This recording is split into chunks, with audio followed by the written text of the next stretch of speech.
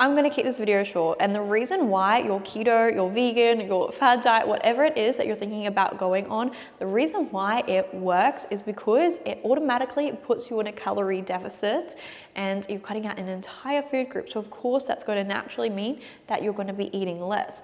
You might be thinking, but perfect, if it naturally puts me in a calorie deficit and that's what and how fat loss is caused, then great, it's going to work. However, the caveat to that is that one, it's not sustainable, and two, as soon as you go and eat that food that you cut out, you're going to gain all the weight you had lost.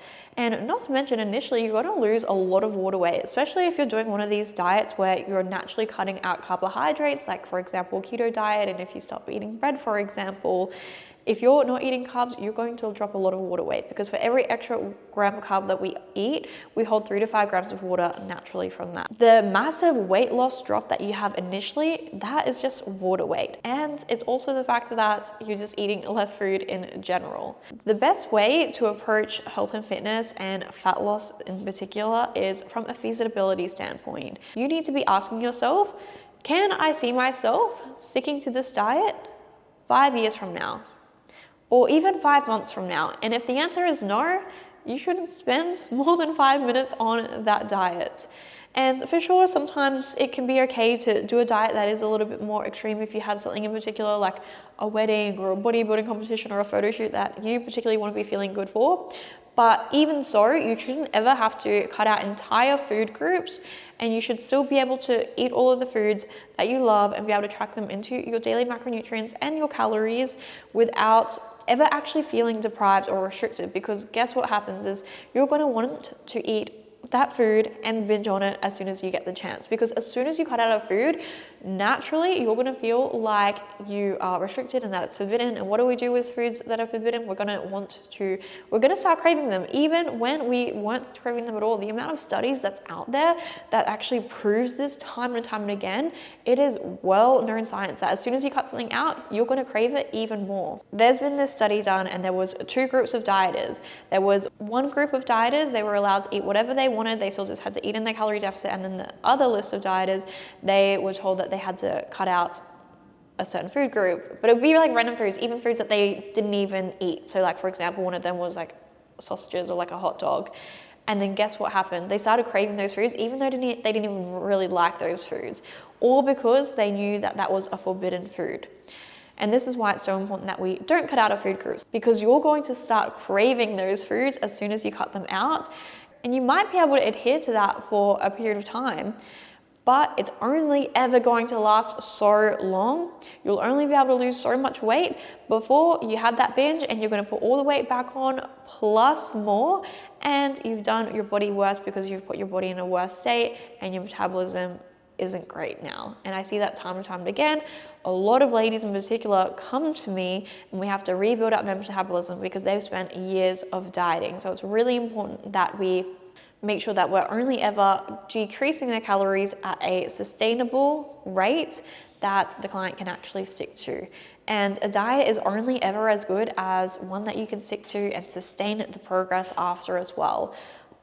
It does not take an expert to be able to diet someone. It takes an expert to be able to look at that client, work out exactly what they need, take in consideration all of their factors, their lifestyle, the foods that they like, their dieting history, to be able to make an informed decision about what their protocols should be. So just be super wary. You shouldn't just jump into starting that next diet, because chances are you're going to do yourself more harm than good. Because I spent so much of my work rebuilding metabolisms after ladies have been spending their whole life dieting, and we have to build their calories back up. And it's just, we could spend that time so much more effectively if they hadn't gone that. And it's okay if you've done that. The great thing about our bodies is that it is really adaptive to the calories that we give over time, which can be great when we're building, but it just means if you have dieted for a long time, there's only one way we have to go, and that is up if you want to continue seeing that process.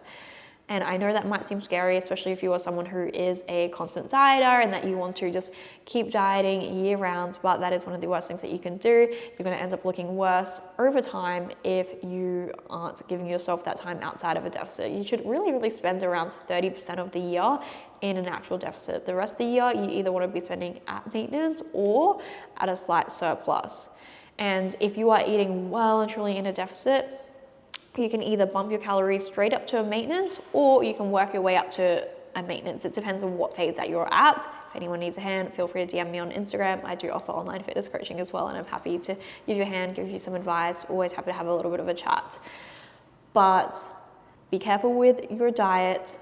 Quite often it's doing more harm than not. So just be very wary with what you decide to do. You don't need to do the keto diet. You don't need to eat vegan or do there's so many crazy diets out there, and nothing wrong with veganism itself. Just make sure that you're keeping up your protein. I have many clients who are vegan and we make incredible changes just as much as if you were eating meat, but it's because we have the right foods within that means. And if you're vegan for the only reason why I would ever say that veganism is an issue is if you are doing it purely for the sake of trying to lose weight, because there are better ways to go about it.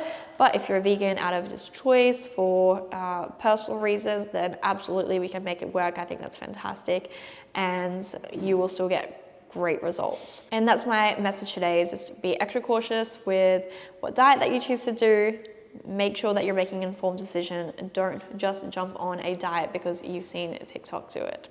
But if you guys have any questions, let me know. Make sure that you hit that subscribe button as well. It helps me out so much. And if there's any other videos that you guys want to see, let me know down below, and I'll see you guys in the next video.